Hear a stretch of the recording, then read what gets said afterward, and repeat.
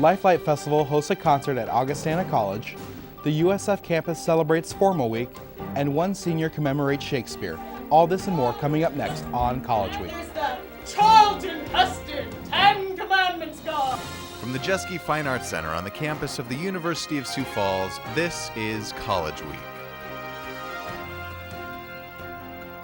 With Ronald Hawkins, Lexy Vogelaar, and sports with Brett Gies.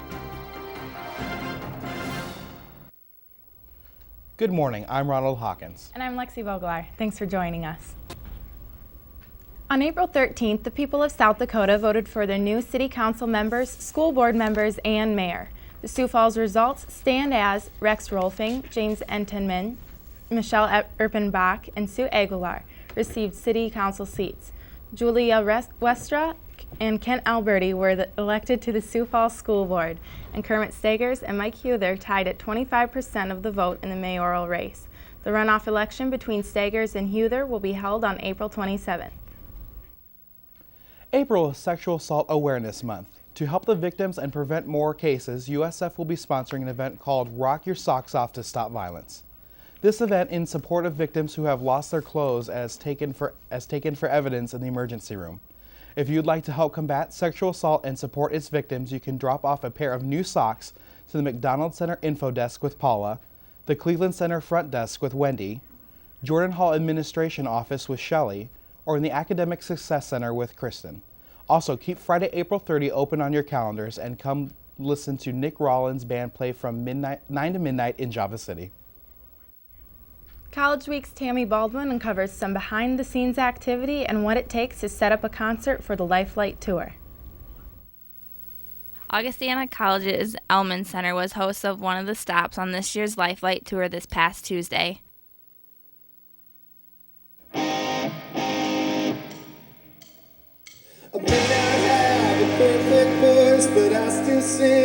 Lifelight Tour pastor David Decker says what it takes behind the scenes to put on a concert like this.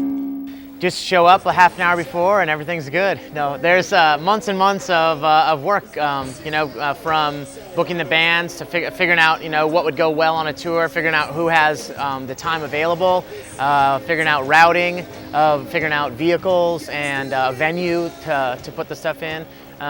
Figuring out local people on site locally that spends times in the local communities and wants to make sure that we have people in those spaces that we can really trust to make not just like we want to do it most responsibly and be good stewards of what we've been given. So when we come in, people's time and people's people kind of giving us their heart and trusting us with stuff with their hurts and their prayer requests and their pains and stuff. And so we want to make sure that those get in the hands of people who are going to take care of them.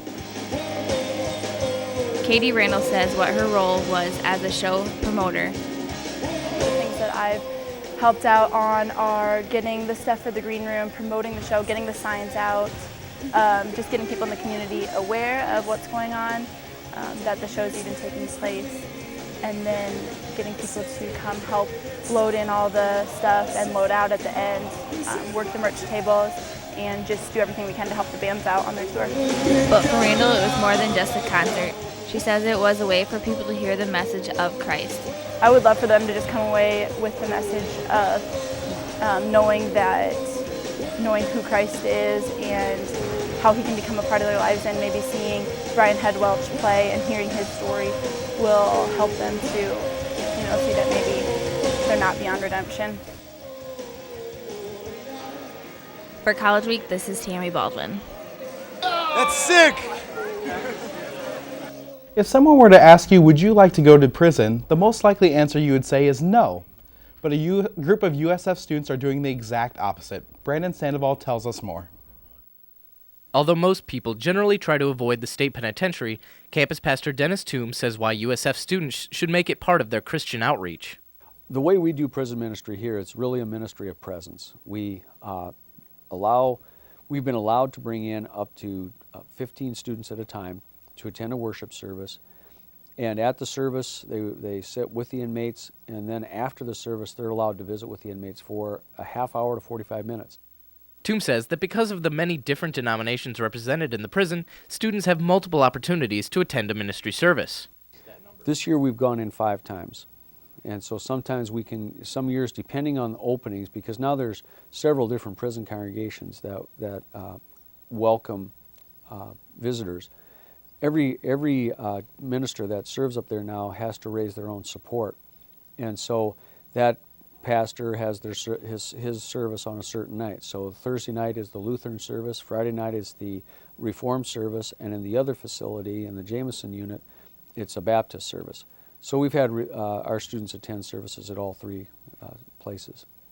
Sophomore Caitlin Templin, who has attended 4 ministry services and is planning on going back for the 5th and final visit on Friday, May 7th, says what keeps drawing her back. Every time it's like a whole new experience, and there's always different people you can talk to, and it's just like the warmest welcome you'll ever have anywhere you go. And all these people have different stories, and it's really cool to worship God with them and just get to know them. For students, Toombs says the opportunity to attend a service is a learning experience on more than one level. It helps them to see what life is, a bit of what life is like, because they go right into the heart of the institution and they see the cell halls. They don't get to go down to the cell hall, but they get to look down the cell hall, see what it looks like. They get into the heart of the prison. They get to see that prisoners are human beings just like them. And from that, we hope that people will develop an interest in some other form of prison ministry in the future. For College Week, I'm Brandon Sandoval. Coming up after the break, we'll take a look into Spring Formal Week. Don't go away.